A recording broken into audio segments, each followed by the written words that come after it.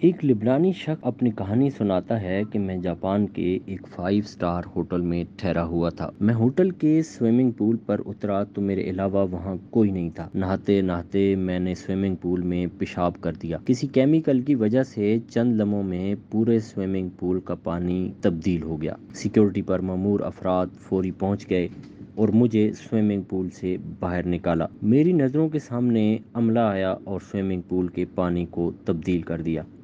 مجھے ہوٹل کے ریسیپشن میں بلایا گیا۔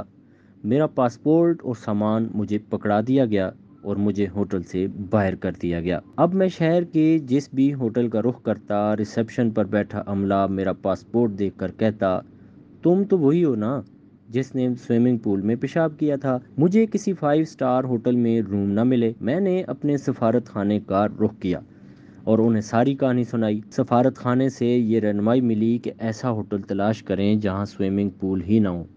میں جب جاپان چھوڑنے کے لیے ایئرپورٹ امیگریشن پہنچا تو میرے پاسپورٹ پر مہر لگاتے ہوئے وہاں کے ایک افسر نے کہہ دیا، امید ہے آپ کو اچھا سبق ملا ہوگا۔ وہ لبنانی شخص کہتا ہے، 3 دنوں میں پورا جاپان جان چکا تھا کہ وہ میں ہی تھا جس نے سوئمنگ پول میں پیشاب کیا تھا۔ اس واقعے کو عرصہ بیت گیا، آج بھی کوئی جاپانی مجھے نظر آتا ہے تو مجھے لگتا ہے کہ اسے بھی پتہ ہوگا کہ میں نے ہی سوئمنگ پول میں پیشاب کیا تھا۔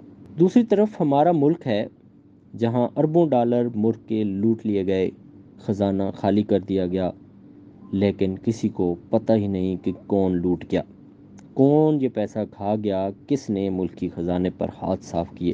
ہمارے اداروں نے ہمیں معلوم ہی نہیں ہونے دیا کہ کون کب کہاں کیسے اور قومی خزانے کو لوٹ کر اور اس میں پیشاب کر کے گزر گیا۔